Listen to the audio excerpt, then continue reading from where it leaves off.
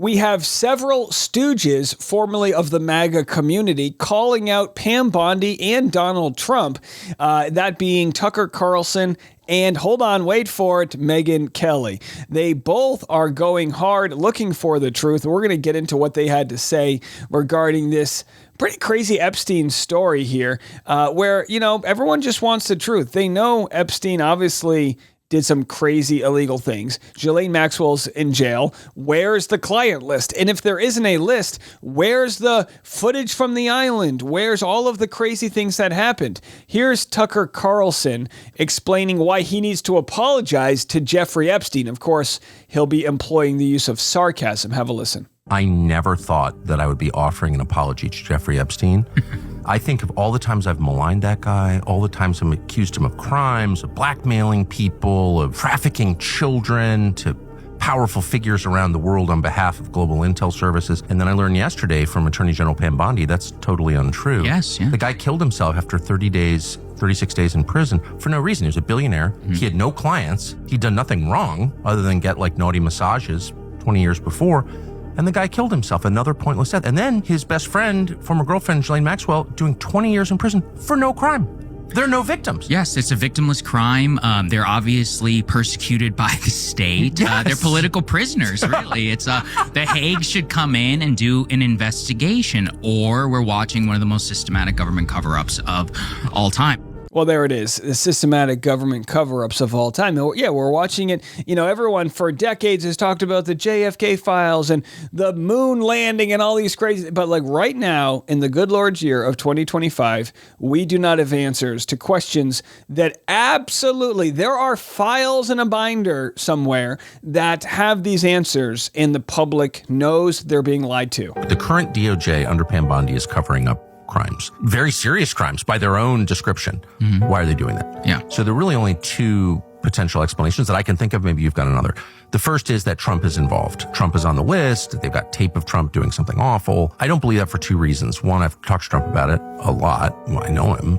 He's not that, for whatever his sins. I don't think he's that guy, actually. I don't think he likes creepy sex stuff. That's just my view. But more, I think, convincing is that this is all information that the Biden administration had. And if there was evidence that Trump had been involved in illegal sexual activity, you think the people who made up Russiagate wouldn't have leaked it? Right. Come on now. So the only other explanation that I can think of, again, maybe you've got another, is that intel services are at the very center of this story, U.S. and Israeli, and they're being protected.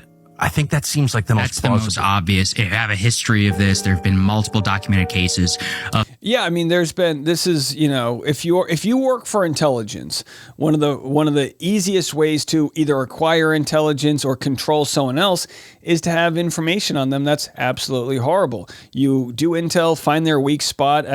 This happens all the time. We actually see this happen. There's so many stories of nightclubs where women will actually extort men, right? They'll hook up with a guy that's married on a business trip, and then 3 days later say, "Hey, I need $5,000. I got an abortion."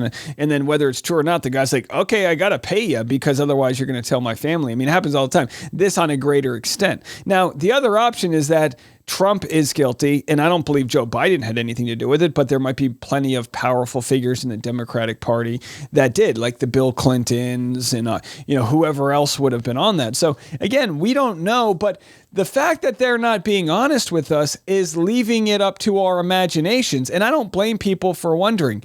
Well, Megyn Kelly has much in common with Tucker Carlson in that they both were fired from their mainstream media jobs and now are independent thinkers, although I detest both of them for several reasons. Now, a broken clock is right twice a day, but they both still flame that sort of culture war, which I think is so bad for society. But either way, we'll take the win when we can get it. What kind of an attorney general would pretend she's giving new information to some of the president's most loyal advocates in the press, buying ink by the barrel? So either Pam Bondi knew she was about to embarrass some of his most loyal surrogates out there and did that willingly, or she didn't take the time to make sure what was in those binders. She was too lazy to actually figure out none of this is new. And yet she called a meeting with the influencers that included Kash Patel, the head of the FBI, and the sitting vice president. So she's either lazy and incompetent, or she willingly humiliated some of the president's most loyal supporters.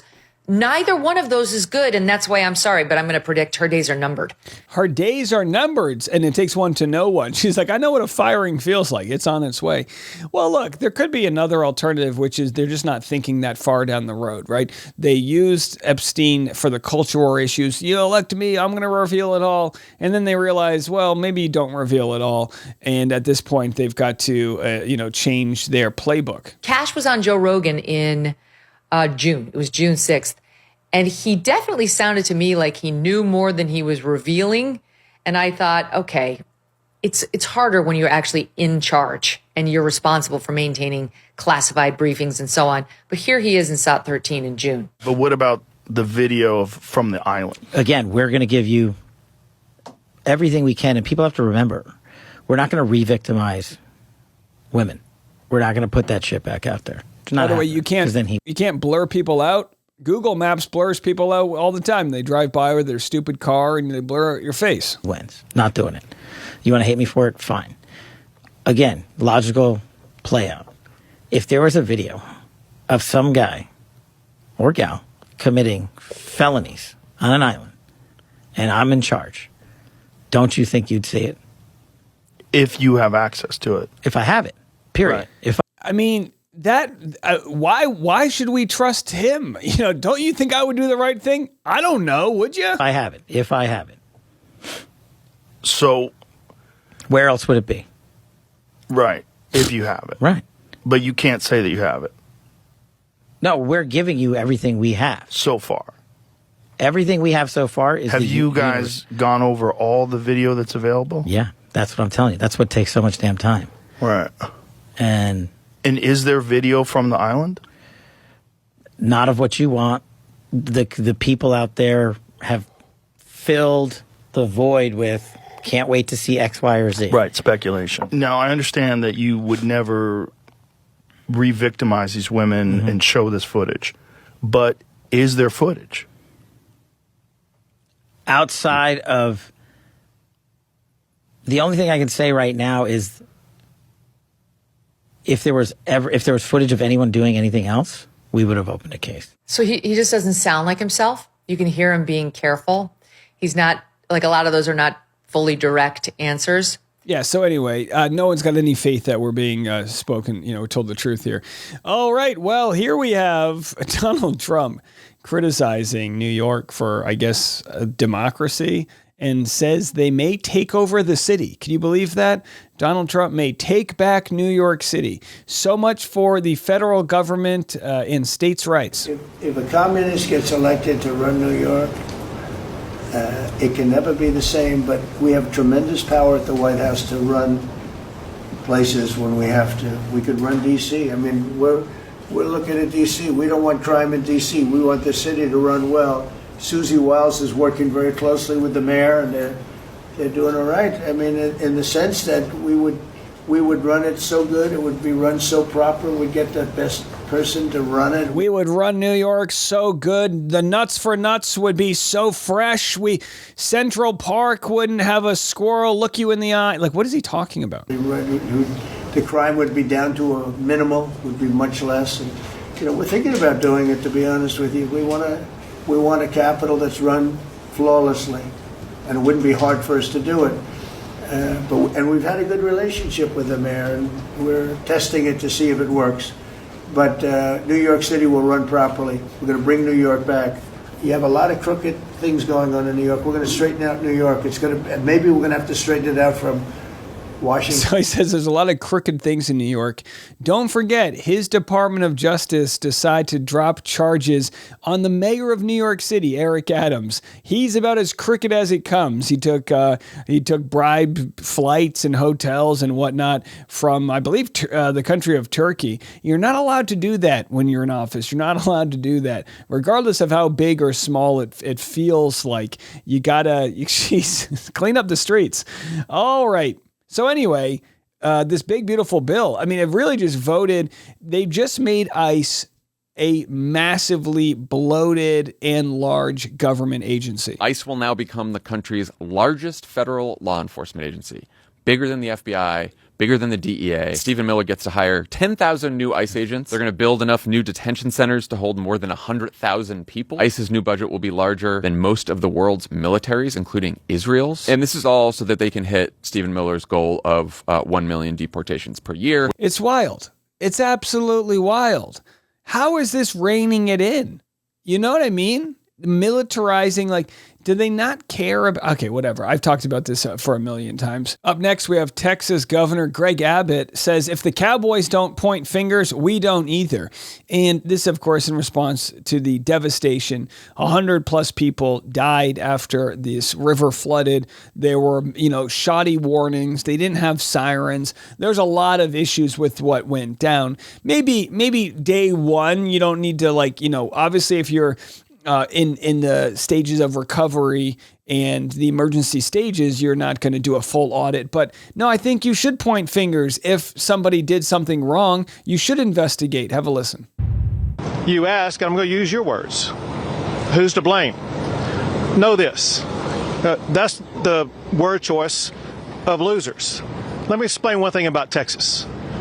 And that is, Texas, every square inch of our state cares about football. You could be in Hunt, Texas, Huntsville, Texas, Houston, Texas, any size community, they care about football. High school, Friday night lights, college football, or pro. And know this, every football team makes mistakes. The losing teams are the ones that try to point out who's to blame. The championship teams are the ones that say, don't worry about it, man, we got this. That's complete. First of all, the teams have film sessions, right? After the game, you have a Friday night game, Saturday morning, you go into film sessions and you watch every play and you see what you did wrong so you can correct it. So first of all, his metaphor sucks. We're going to make sure that we go score again, that we're going to win this game. The way winners talk is not to point fingers. They talk about solutions. Weird way to put it. Gosh, I wouldn't want, listen, what can you say? How can you even argue with the stupidity that's going on right now? Here's Kerrville, Texas mayor says the county asked the state for siren systems in 2017 and was denied. A siren system would have saved lives.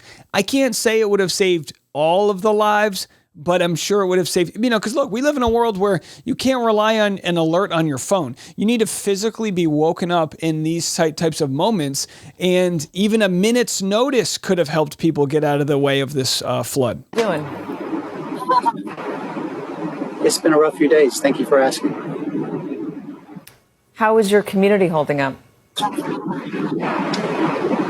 They are coming together beautifully. It's been a lot of cooperation and a lot of volunteerism, and I'm proud of my community. Are you still holding out any hope for survivors? I know the last live rescue, according to officials, was on Friday. I'm not going to give up hope. Can I ask you some questions? I know it's uncomfortable. I know it's sad, but I want some questions, or I have some questions about response, and not just response, but alert systems. The lieutenant governor now says the state's going to pay for a siren along the Guadalupe River. Why is it just happening now in 2025? This area floods a lot. I was born in Kerrville many years ago, and I've seen a lot of floods. And your report is the first time I've heard that the state is going to help us have sirens up and down the river. The truth is, our community, or the county government, looked into that in 2017.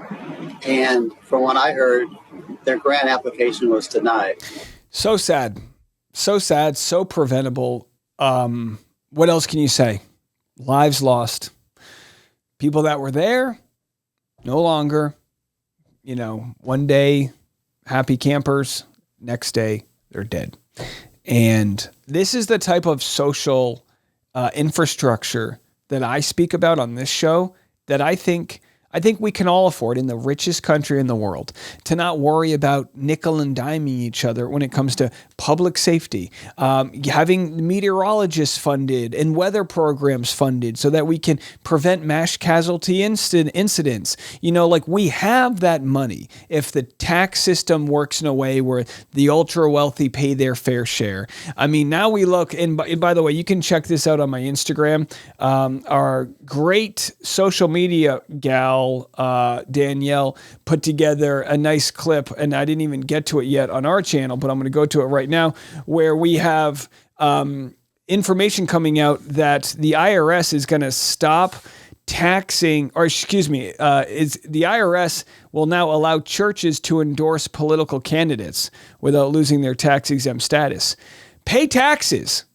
You know what I mean? Like, churches should pay taxes. The successful ones bring in a hell of a lot of money, from Scientology to Joel Osteen and everyone in between. Pay your fair share. Don't just protect people within your own walls. Break off the percentage we all agree to, and let's build a social infrastructure that takes care of us. Paid family leave, food stamps for people that are unfortunate, unemployment for those that are having a hard time getting a job, universal health care for all. These are programs that work in other countries. We have all the money in the world to make it work here, and we're being robbed blind. I don't care if it's a siren that needs to be installed up and down every river that has ever flooded. Find the money and put the infrastructure in place to make this world a safer, more sensible place to live. We have all of the power to do that. And next time you vote people into office, vote for the people that care about helping others and care about putting the money to a good use. We'll be back this afternoon, as always, twice a day, every day. We'll see you then. I'm Dave, and this is The Rush.